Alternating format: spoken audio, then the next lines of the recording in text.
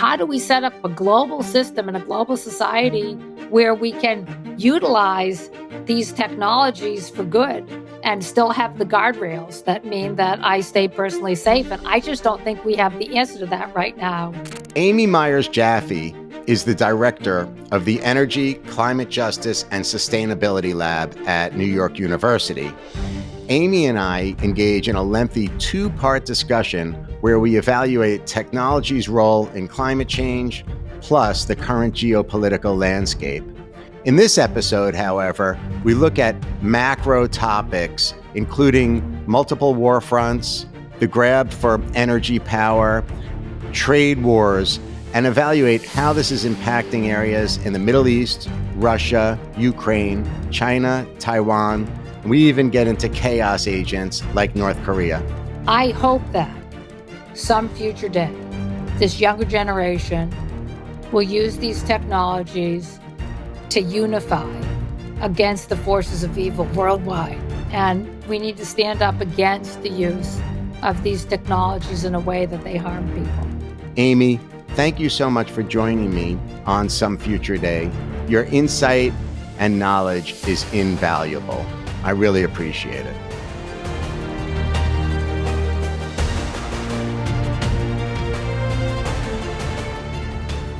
So, Amy, if you look at the global landscape today and break down for my audience what's really happening as it relates to these power struggles surrounding nuclear, surrounding financial markets and financial systems, it's an interesting landscape. We can move from Russia, Ukraine into the Middle East, and then even eventually, perhaps, hopefully not, into the China, Taiwan situation. So can you break it out for us as it relates to both the financial power grab as well as the energy power grab, please? Well, we imagined that we were going to have sort of a more stable international order moving forward.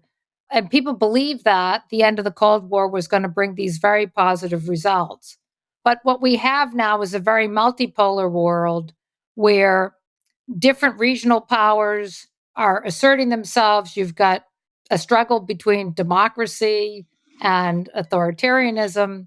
We have just these tensions. And of course, as you mentioned, that these struggles for both ideology and raw power, hard power, and financial power is now moving itself, into concrete wars. So, of course, there's the war between Russia and Ukraine. Now we have the conflict in the Middle East between the Israelis and Hamas. But there's a bigger underlying risk here that comes from having these what seem to be sort of regional stale conflicts. Russia and Ukraine's conflict, goes back historically for a long period of time. And same with the Arab-Israeli conflict. Interesting. But what's happened now is you have coalitions of countries that are challenging United States global leadership and the sort of leadership that comes from sort of the alliance of democracies. So, United States, Europe, Japan, South Korea, these countries have traditionally dominated, the world economic scene. And that sort of that this sort of global picture was sort of complicated by the fact that you're having the rise of China and India and other important countries, sort of rising in importance on the global economic scene. You have the backdrop of trying to negotiate, how to address climate change on a global cooperative scale.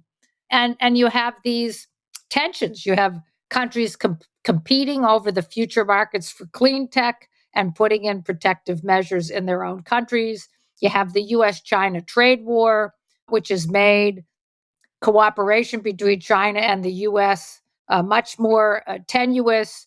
You have, the fact that the leader of China, Xi Jinping, is so widely believed to feel that his legacy has got to be the unification of Taiwan into the Chinese mainland, and against the backdrop of what happened with the integration of Hong Kong and the end of human rights in Hong Kong. So you have all these things sort of, floating around. And, the lessons of history is that sometimes you can have a triggering event that can make these sort of stale conflicts like more active. And so, when you look at even the conflict today in the Middle East, you have to consider the backdrop that the Biden administration was about to have, I think, a very large success in expanding the Abraham Accords to include Saudi Arabia. And as part of that deal, there was going to be a wide security agreement between Saudi Arabia, Israel, the United States, and other allies in the Middle East. And it was going to include a civilian nuclear plant with U.S. assistance to Saudi Arabia. Now, when you step back from that, it's now clear that, of course, that wasn't in Hamas's interest. But actually, it wasn't. It was could be seen as an existential threat to Iran, because having two countries, three countries, Israel, UAE, and Saudi Arabia, all have civilian nuclear plants. And then the risk that has of a nuclear competition with Iran, which also has, nuclear aspirations. You could see how Iran would become engaged in a negative way in the region. And maybe here not enough guardrails were put in place for what happened, because we know that there's a relationship between Iran and Hamas.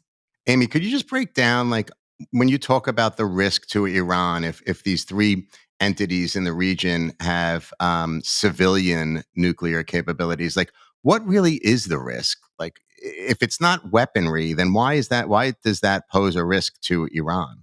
You know, I think the way one has to look at civilian nuclear power is that once you're training people in a country to have the technology and the understanding of running and maintaining the safety of facilities, and if you're having an enrichment program and so forth, even though guardrails are put in place, it's sort of like a precursor to the possibility of making weapons.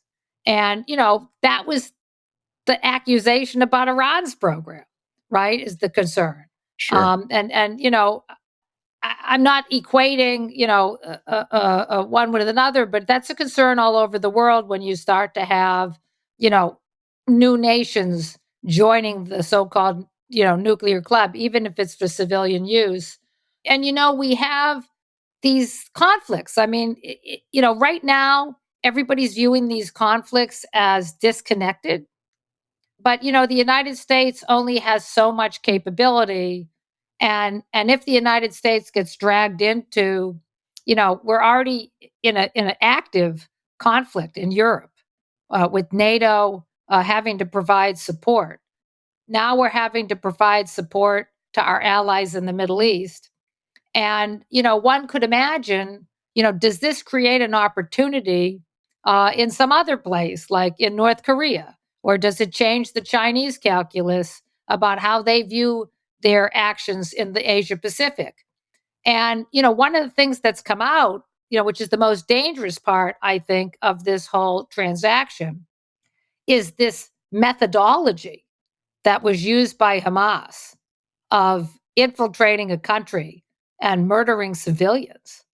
This is a frightening technology of warfare, in the sense that, take a conflict like the North and South Korean conflict. I mean, I don't know how many of the listeners have been to Seoul, but, the North Koreans themselves have tunnels that they try to build into South Korea. And I think in South Korea, they've already made statements about their concerns about how this sort of trained methodology of Hamas could be exported to other conflicts. And it's just a very dangerous thing. So I think at this time, the United States and like-minded countries really need to take a stand against the engagement of this kind of warfare. And and it represents, I think, just a unique challenge, a very strong challenge. The same way after September 11, there was a greater activation of countermeasures for terrorism in the world. I think this, really could be the same kind of thing once we get out of the shock of watching the horror on TV, understanding A, that we need to resolve stale conflicts, but B, understanding that the world needs to take a stand on the kinds of warfare we engage in.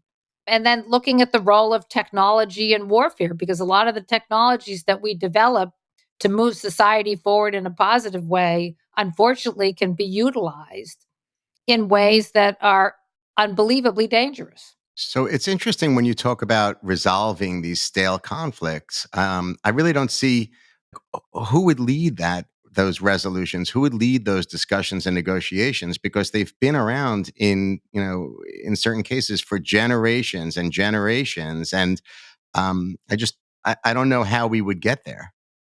It does seem very discouraging. I mean, especially because the United States was literally just about to make unbelievable progress in the Middle East. And now we're, in a worse place we were maybe than before we started. I think that one of the big things that we really need to sort of pin our hopes on is how do we keep engaged this younger generation and not have them fall into the paradigm of, this history of conflict and bloodshed that's embraced by our generation. And it's very uphill. Do you think that progress that we've made over the past few decades in the Middle East is lost now? And also, do you think that the deal with Saudi Arabia and Israel, and I guess the United States is involved in that as well? Do you think that's also done? I guess it's going to depend on how things move forward. We don't know yet, truly, you know, what role did Iran play? What role did other parties play with, I mean, members of Hamas visited Moscow, members from Hamas visited China, members of Hamas visited Iran. We don't understand fully what was involved, and I think it'll be a long time before some of these positions become clear. It's hard to resolve issues when you're, sort of dealing in this sort of messy landscape where you don't know 100% where countries stand on these different levels of conflict. And, we have these backdrops where you have a lot of countries that feel like things are an existential threat. I mean, having countries like Russia interfere in the election system of the United States, I mean, that's an existential threat to the United States, right? But For on the sure. same token, right, China's economy was really, teetering on the brink. And the question is, does the Chinese leadership feel that that's an existential threat to the Communist Party? I don't know the answer to that question, but how they feel about their economic health is going to drive how they respond to international situations. And clearly in Europe, the war in Europe is a defining conflict that really revolves around the fact that it doesn't matter what the US made an agreement with the USSR or with Russia or on anything over any period of time. When a group of people in a country mobilize to have a democracy, you know international agreements about whether they should or shouldn't be part of the Russian orbit really go out the window because it's not relevant. Something that's interesting that we're talking about is top, looking at the top from a governmental perspective. We have these democracies that are at stake. And then we have on the second pillar or the second vertical, communist governments and dictatorships. But then if you go down to like the individual, the people, the individual level, they might individuals in these regions, whether it's Europe, the Middle East, here in North America, they might start to look at how the government is impacting their personal lives. And this relates back to, questions surrounding the pandemic, questions surrounding their personal wealth, right? The value of their personal wealth, and how, for example, here in the United States, all of a sudden we're at the debt to GDP ratio is at 120%. We're suffering from inflation, and, people are still working just as hard.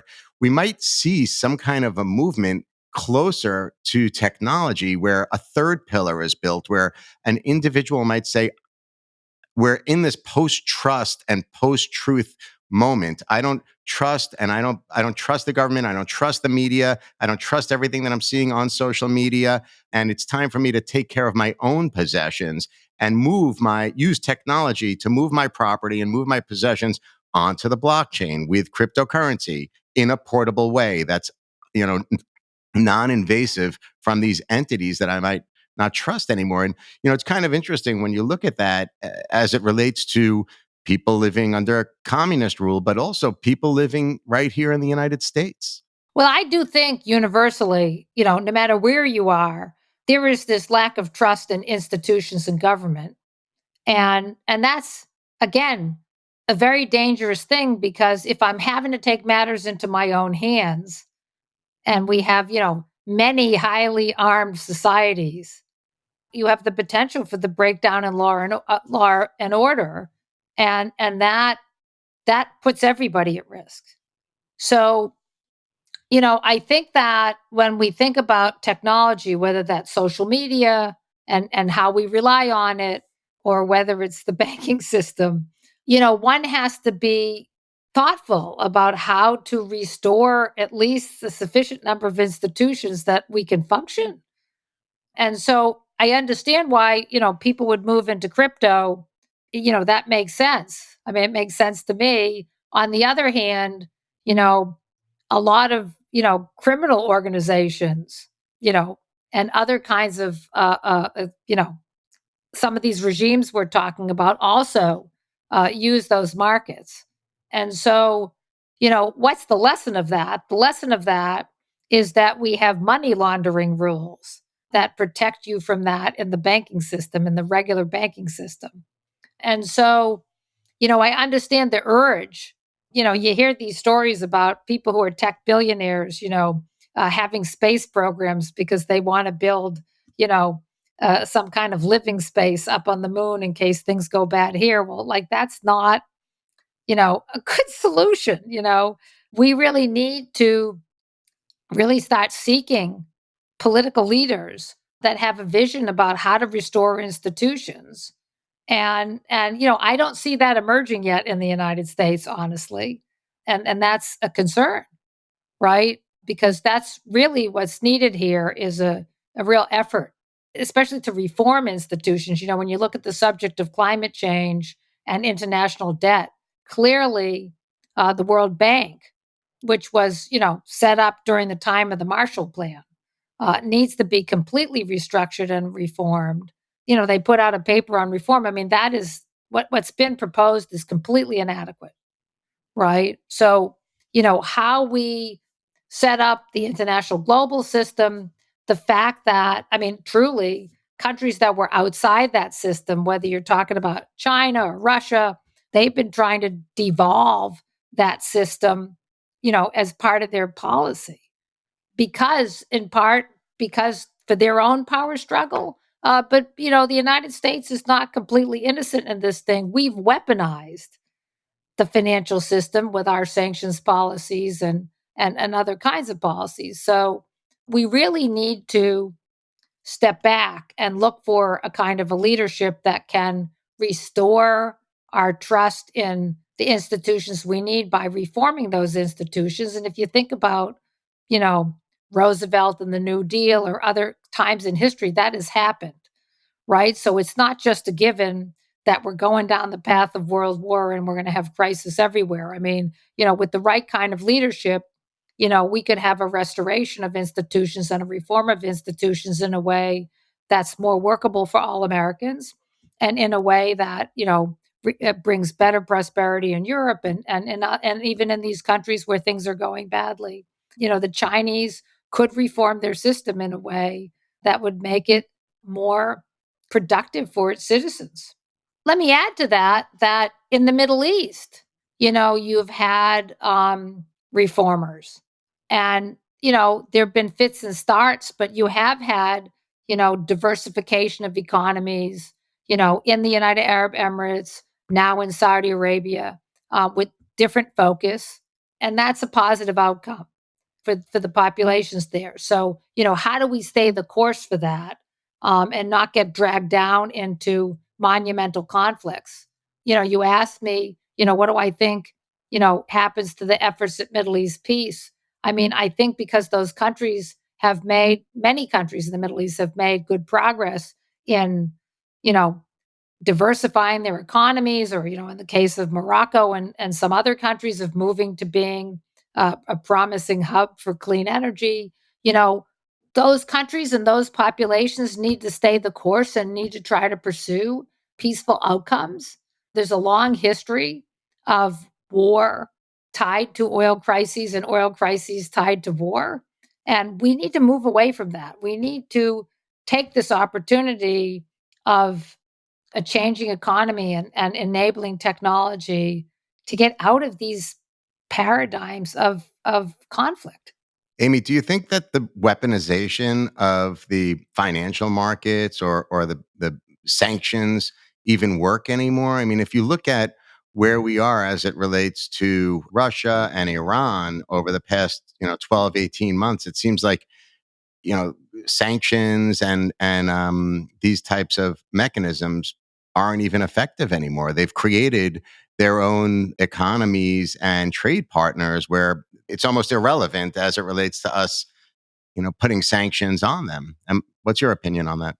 I mean, I 100% agree with your statement. And clearly, what you're doing is you're linking the economies of countries that are acting destructively within the international system and creating opportunities for the breakdown of the international system. So, I used to work for a woman named Wanda Jablonski, who was a very famous journalist in the energy field, back in the day. And she sat me down one time. I'd done a set of articles that had angered a government in the Middle East, and she sat me down, and didn't know if she's going to tell me that I got to stop doing that. And then, of course, she had many stories of times that she'd done the same thing. And so she shared some of those with me. And then she told me that the one thing I need to be careful about was not to get in a conflict with too many parties at once. And, you know, it's been a life lesson. I've never forgotten she told me that. And I would tell you that, the United States, with all these sanctions and all these policies, has really forgotten that lesson. And I think that's part of how we got to where we are today, is that I agree with you. Sanctions as a tool is a very blunt instrument because we've used it, overused it. Countries absolutely know how to bypass it. It has created these trade alliances between Iran and North Korea, or between China and Russia on oil, or, it's done these things that are now producing unintended consequences that, taken in the aggregate, are very dangerous. And so people are always struggling, especially Americans are always struggling to come up with a way to, try to influence other countries in a way that doesn't lead to actually a military engagement. But maybe we've been a little lazy on the diplomacy side and a little quick to use sanctions to please, you know, our constituencies at home without really thinking through whether that's going to be an effective mechanism or not. The other thing that plays into it is that we have these chaos agents that are running some of these countries now that might be looking at the situation here in the States as an opportunity to take advantage of, right? Like, America's military is spread thin, our economy is not as strong as it could be. And, to what role does that chaos agency take a place as far as, like, perhaps the next 12, 18, 24 months, on a global scale? Oh, I mean, that's, like I said, that's an existential threat to the safety of not just Americans, but I think peoples all around the world. I mean, I think it's just as big a risk to Americans as it is to people living in Russia or people living in China or people living in Iran. Like you say, people want to get up in the morning and go about their daily life. Right.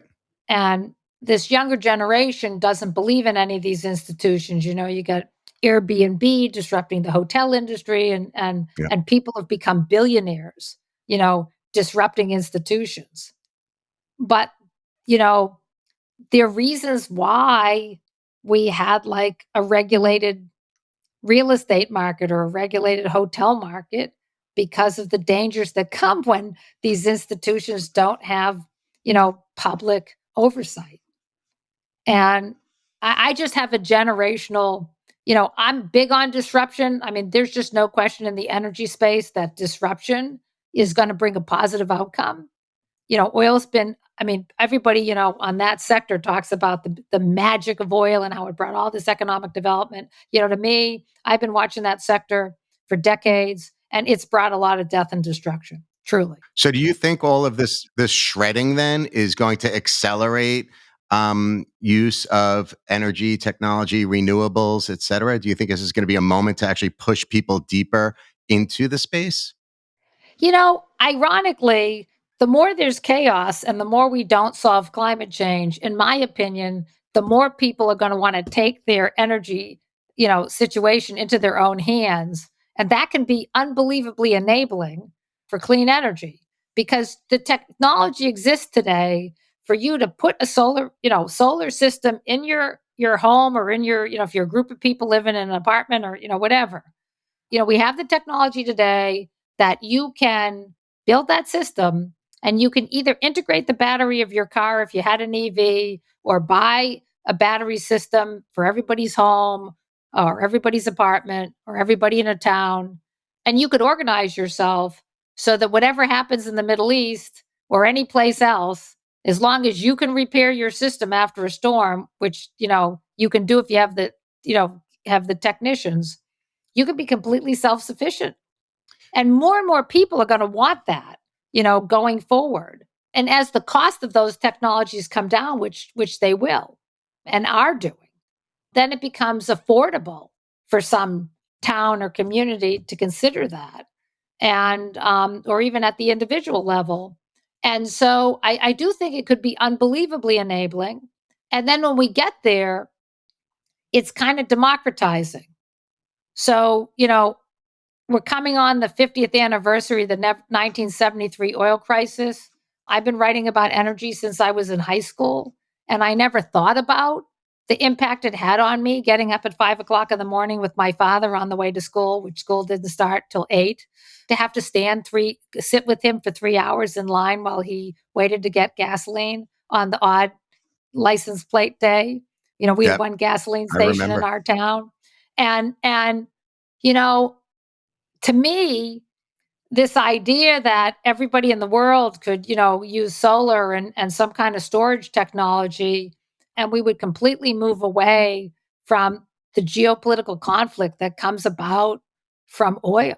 I mean, that's just a miracle to me when I go all the way back to like, kindergarten me.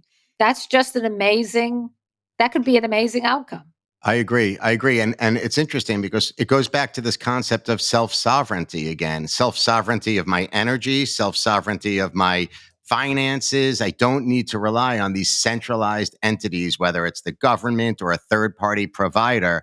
It gives me the ability to literally own my future. Well, so here's the real question, and we're facing that question in looking at what happened in the Middle East, recently. That's all great. But then what do I do to manage my personal safety? Because in the end, that's the role of government, right? And that's what we're talking about in the Middle East, right? We've had this failure of governments to be able to protect and provide personal safety. And, even here in the United States, the debate about gun control, is partly also about that, right? So on the one hand, you have people saying, well, listen, I have to have a gun because I have to take care of my personal safety. But we know from societies that broke down, including Iraq and Lebanon and places like that, that, having personal militias and personal weaponry is, not the solution, right? So we have to make a distinction between what are the important roles of government and why do we have government, and what how do we select our leaders and make sure that government's doing what it's supposed to be doing, and then how do we protect ourselves from government overreaching. Is it necessary for government to keep us safe, to have a camera on every street corner in America so we know at all times where everybody is? And then you're going to connect that now to my card and charge me a congestion tax, right? We're getting to this area where technology is so enabling that it becomes dangerous. In Venezuela, you have an identity card, and if you show up at a rally against the government, it activates your identity card in a way that you can't buy food, right? So we have Yep. to, we have to think through how much independence do we want? Independence can be a great thing for solving climate change, for ensuring that our financial assets are safe. But then when we take the flip side and we talk about our personal safety as individuals or as clans, we're not going to be able to actually protect our personal safety, and we run the risk that everybody who has a grudge against their neighbor becomes a danger. So, and that multiplied by all the frozen conflicts between ethnic groups and other kinds of history internationally, that can't be the system, right? So this is where I think we're having a breakdown of understanding of how do I mobilize the sort of global vision that the younger generation, certain members of the younger generation have about themselves, that they're global citizens and they can go and have festivals all around the world together and do that safely, renting an Airbnb or sleeping on the couch of a stranger that they don't even know. How do we either get to that society and ensure our personal safety, right? When, the history of humankind is there always going to be people who seek power or seek other kinds of violence for a variety of reasons. How do we set up, a global system and a global society where we can utilize these technologies for good and still have the guardrails that mean that I stay personally safe? And I just don't think we have the answer to that right now. I think we're just in a state of turmoil where we see the potential of how we can all individually use these technologies, but we haven't figured out how to protect ourselves from governments or other kinds of players also using these technologies in a way that's harmful to our personal safety. Amy, in like you've given me a tremendous amount of time and I really appreciate it. What we do with each guest is we kind of have everybody do a prediction of sorts with the word some future day. And I think where you just left off, it would be really interesting to do that. So, for example, like if I was to lead you, like in some future day, technology will have a positive impact on communities because, or how, or something like this. Can you give us a sentence or two where it kind of leads into that futuristic vision? I hope that some future day, this younger generation will use these technologies to unify against the forces of evil worldwide. And they'll use it to keep themselves safe, to crowdsource themselves, not for violence against historical grudges, and here in the United States, not for a means to loot stores and gain, possessions, but that this generation could unify itself to harness this technology to bring us to the world that we really want to see, which is a world where people use this technology to have more leisure time, to have more things they can do with that leisure time that's enjoyable, to bring an end to poverty, to use it so that there's universal access to energy and an affordable price, which 100% is possible given the technologies that are out there. These are the things, I would like to see people do with these technologies that are coming. These are all possible. And we need to stand up against the use of these technologies in a way that they harm people. Amy, thank you so much for all your time over the past two days. I really do appreciate it. Listen, Mark, thank you for doing this podcast and thank you for having me. I know your time is very important, so thank you so much for joining me today. For ongoing insight surrounding these important topics, you can join the conversation on my social media channels, including Twitter, Instagram, and LinkedIn at Marc Beckman. And to sign up for my newsletter on Substack, you can find me at marcbeckman.substack.com. To make sure you don't miss a show, be sure to subscribe to Some Future Day across all major platforms worldwide, including YouTube, Spotify, and Apple. Special thanks to New York University for producing Some Future Day, and a big shout out to my producer extraordinaire, John Boomhofer, for being patient and always encouraging me to push through. Thanks a lot, John. Have a great day.